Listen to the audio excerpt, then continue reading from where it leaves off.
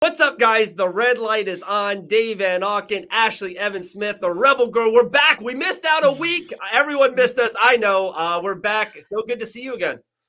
Thank you. But I know you were doing very cool things while we were gone. I was doing some cool things I too. know. So, yeah, let's talk about it. We're like this momentum. I love when momentum is positive and behind us. The PFL championships was incredible. The PFL took great care of us, media row, and it was so cool to see like MMA community was there. So many fighters and managements and people behind the scenes. It was a great night. I still haven't caught up from sleep. It was a all-nighter in Hollywood, Florida, and then it was Halloween weekend. It's been like a 5-day weekend. It hasn't stopped. Wow, you were in Hollywood, Florida, and I was in Hollywood, California. I know. How funny is that? I love it. So, like, when did that? Because it happened pretty quickly, right? Like, you were doing for the No Jiu-Jitsu, right? And it just happened pretty quick. So I've actually been working with injitsu.com for a while now. Injitsu. Yeah, injitsu.com. And what it is it's a platform where, normal people can be connected to high-level athletes, UFC fighters, grapplers, combat sport athletes, and you can work out with them, you can talk to them, have real life questions, if you just wanted to ever like shoot the shit with one of your favorite fighters, that's what injitsu.com does. That's awesome. As well as now it brings you exclusive fight content brought to you by on-site media correspondent Ashlee Evans-Smith. And that was my first gig. I covered the Lights Out MMA event. It was the LXF #6 card in Burbank, California. A great night of fights. They had 3 title fights, 3 new champions were crowned, a really stacked undercard, only 7 pro fights in total. But I realized something over the weekend that you can have, 2 debuters, but if they're matched up well, Oh, you yeah. know, Frank Trigg, actually, I interviewed him at the event, good friend, and he's a stunt guy, former fighter. He's doing officiating now. He's a ref and a judge. Yep. And so I sat cage side for some of these fights, and I interviewed him afterwards, and he basically was like, when you have really good matchmaking, you can take, there's A-level fighting, B-level fighting, you could have D-level fighters, Yeah. but if they're matched up great, it's a fucking banger of a fight. And Yep. I was like, that's so true. And the whole card, yeah, I know, I had a moment, like, I was like, this is true. And that's why matchmaking is so important, and you got to give it up for all the matchmakers of these different promotions. But yeah, it was just a great card overall, and there's room for improvement. As a reporter, on-site media personality, my world was the same in the sense that I got there, I knew the officials, I knew the fighters, I knew a lot of the fans in attendance, but it's just different when you're the person behind the microphone asking these questions. I did Right. my research, but it's just like with fighting. It's like I need more mic time, and I'll get better. Yep. And it's just I'm nervous a little bit because I respect these fighters, and part of the job is like you got to ask these fighters for an interview, sometimes before the fight, sometimes after the fight. And being a fighter myself, it's like the last thing I want to do sometimes is talk to a goddamn reporter. So I'm like, Right. that's me now. But I think that I have a leg up because I get a little bit more respect from some of these fighters instead of just looking at me like some, journalist who wants an interview. It's like, oh, this is Right. Ashlee Evans-Smith.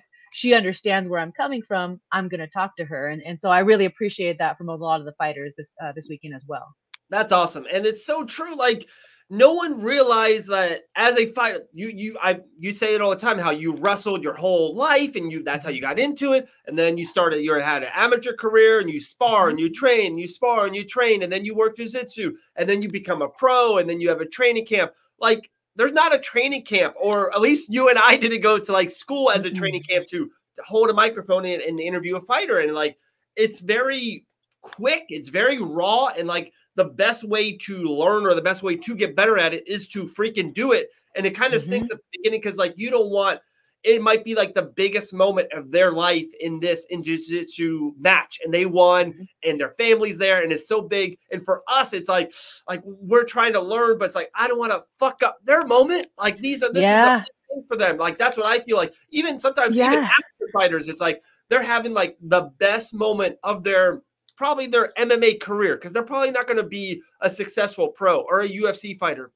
And like, I want to give them, I want to add to it. I just want to be the icing for them and give them a little 45-second that they can put on their socials. So it's tough. It's tough. There's no practice. There's no fake bullets. It's fast.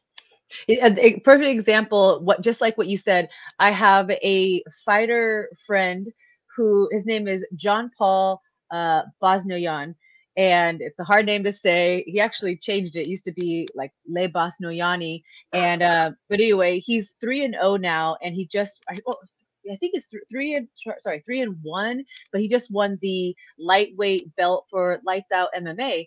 And I'm doing this interview with him, and I'm thinking to myself, like in the moment, I'm like, he has his belt on his shoulder, and like I'm interviewing him, and I'm like, don't fuck up, like this is a very good moment for him. And so, at least I go into these interviews like really wanting the best interview, not just for myself, but for the fighter as well. Like I do truly want to put the fighters in a good light. So I'm very green. I've got a lot to learn, and but I have the passion and I have the motivation for it. And I think that, like I said, probably a little bit of respect for my fellow fighters. So it's only up from here. I'm only going to get better. That was like probably as bad as I'll be. So sorry to the fighters that I interviewed over the weekend. That was my debut as a reporter. But I'll get better. We all got to start. We all got to be green sometime. Talk about someone who's not green. How about Andrea KGB Lee? Your 72nd episode. Phenomenal again. Really funny. I forgot that you guys went at it. I forgot you guys fought. So yeah, you guys talked about it a couple of times. So it was very intrigued. You guys had a good banter back and forth. I definitely think she was maybe a little sheltered more than some of your guests, if I could say that. So, but I thought it was overall a great episode again. What was your takes with Andrea Lee? Yeah, you're right. And I think sheltered and, controlled is a very strong word, but that would be a reoccurring word in the episode. Yeah. And let's face it, like we've all gone through relationships that, maybe we wish we were never in, or, maybe we could have got out of sooner. And Andrea is no different. She was in a situation that she couldn't get out of, and she was being controlled, and now she's broken free, and she's living a very happy, healthy life with her, her daughter and her current partner, who's, a much better fit. And, so I really respect the guest that comes on and says like, hey, this shitty thing happened to me, but this is my life now. This is the lesson that I learned. And let me tell you, about how I learned it so that you don't have to go through it. Like learn from my mistakes, kind of. Right. And, she's such a sweet girl, but such a killer. And I said this in the episode. I'm like, damn, I am so happy I did not do my research, the type of research that I did for the podcast, like before we fought, because she's kickboxing champion, Golden Gloves champion. Like besides the ground, like I probably would have been way more in, what's the word I'm looking for? Intimidated? Intimidated, yeah. I'm like, I don't even know the meaning of intimidation. But sometimes I have to use that word. But like I wasn't intimidated by her. Like I really did think I was gonna go in there and win that fight. But fuck, I'm woman enough to say like, hey, she's a better fighter than me that night. And it does. I used to have a bad taste in my mouth about it, but especially after researching her and seeing her accolades, and then like talking to her and knowing like how many hours she would spend in the gym, like sometimes 6 to 8 hours a day, whether she liked it or not. And she's had I don't know, a different kind of life. And I love, like, that's why I love podcasting. It's because what other opportunity are you going to get to hear these in-depth personal details about someone that you really respect and look up to? She's number 11 in the rankings. Now I look up to her. I want to be number 11 in the rankings. I believe when we fought, I was somewhere around there. So, life is crazy. And, when you think you learned everything, like you realize you have so much more to learn. And this podcast, interviewing different people, I'm like, wow, everyone's journey is so fucking different. It is. It's crazy. And one thing you said that I don't think I've ever even kind of said on a podcast that I've ever done, like you guys threw out, like she was in a controlling relationship. And like, I think it was you that said it, like sometimes it's actually the opposite. Sometimes it can be a girl that controls a guy. Like, yeah, like I was in a relationship before my wife now with with our family, like it was not good. It was not a good relationship. Like in the time you don't know if it's like manipulative and very controlling and like in a negative, bad, misery way. And it's like, fuck, like it can happen both ways. And you really don't know until you're out and you're like, you see through the window, like, holy shit, that was happening to me. Like it's crazy. So I'm happy you guys talked about it. Two last things. I know we're rolling. One, UFC 267 just passed. Glover Teixeira won the championship. Amazing. UFC 268 happening this weekend. Usman Covington, but maybe the biggest female fight of 2021. Rose Namajunas. Everyone loves Rose. I've been interviewing so many people this week. Everyone's picking Rose. Everyone has a great story about Rose. Everyone loves Rose. Rose versus Weili in a rematch. I would love just 30 seconds real quick. Who wins and why? I think Rose takes it again. I think that Weili lacks a mental aspect that Rose has tapped into. I feel like Rose is on a Jedi, ninja warrior mindset.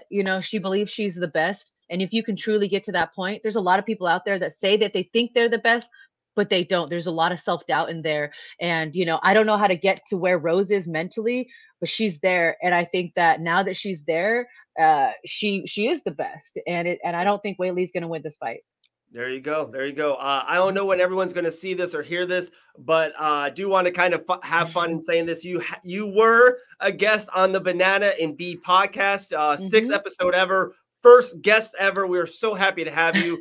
Taylor Sterling loves and admires you and adores you. It was a fun episode. We went for like 35 minutes and like it felt like it was 5. We just laughed and cussed, and it was like, oh crap, we went 40 minutes. It was wild. It was great. So that's that. And last little thing, I think it's called protesting. I think that's the right word. I want to protest something. And I know you've talked to her maybe a little bit. I want to throw out, you got to get Megan Cawley, Killa Cawley on the show, Sex and Violence Podcast. Megan Cawley, I'm protesting. I'm standing up for you. Okay, all right. I mean, I love getting suggestions. I had this next guest is going to be Christina Barlon. She is a 2nd-degree black belt, and I was just sitting here hanging out with one of my boyfriend's friends that he met through jiu-jitsu, Jacob Ashley. He's about to make his pro debut. He's from Virginia, just real cool younger kid, and we're just shooting the shit. And he's like, hey, I said I needed a guest, and he was like, well, there's a really funny jiu-jitsu girl. She makes really funny videos. She's a black belt. And I'm like, okay. Slid into her DMs, and boom, now she's going to be on the show. So, I'm very open. I tell everybody, like, I have an email. It's sexandviolencepodcast@gmail.com. If you want to write in, ask me a question, give me a guest suggestion, I'll take it. I really will take it. Or follow Sex and Violence with Rebel Girl on IG. Slide in those DMs, girls. Come on now. Or guys. Guys can be on the show too. I need some more fellas, because I was going to have a Bellator champ on. I won't name names. He said yes. And then his wife said she didn't want to be put on blast. And I'm like, damn. And then I just asked a couple more UFC, some of my UFC guy friends. And I think it might happen, but I need more guys. The girls have been so open, and I love that, because that's very rebel girl mentality, like fuck society, like, oh, women shouldn't talk about sex, and like the guys are like, they could talk about anything they want. But so I need some guy suggestions too, someone who would come on and just be very open and talk about their life experiences. It doesn't always have to be about sex. It can be about the dating rituals, love, romance, all that stuff too. There you go. A good one I just had on the show just a couple of days ago. David Evans, really good. Dude, good-looking guy. He trains with the firm with Jillian the Savage Robertson and Jose Shorty Torres. I was with him at the PFL Championship. Just came on my show. Same thing. Like, we're like, hey, Dave, we're gonna talk for 15, 20 minutes. We went like 44 minutes. It was just like beautiful. He's really can talk. Can very talk. Has a great look. I think he would be great on your show. I think it's funny. We'll close on this. I don't think it's the wives of the now. I think it's what happened in the past, that the wives don't want to, like the present wives don't want to, oh, when was the first time? How many girls you had when you were in college? How fun was it? Whatever. I think it's that gets them. But you know, it's like, you know, I don't want to say that it's like a pitch, but when I approach a potential guest, I always Right. let them know, like, hey, this is my show. It's very unorthodox, but just so you know, I will tailor the show to talk about topics that you feel comfortable. So it's Right. like, you know, I always have these pre-calls because a lot of people are like, oh my God, like, what if she asked me about something I don't want to talk about? That is not the goal of the show. The goal of the show is to put a spotlight on people and let them talk about and showcase things other than fighting and their fight camp and their diet and their road work and all the boring shit, you know, that we always hear about. It's not always boring, but when you talk about it as a fighter 50 million times, you get interviewed, you're like, another interview where they talk about the game plan and Yeah. my mindset going How's into this training fight. camp going? Yeah, It's like, God horrible. damn it, I you had that know? training camp. I'm not going to win this week. Yeah. It's crazy. It's crazy.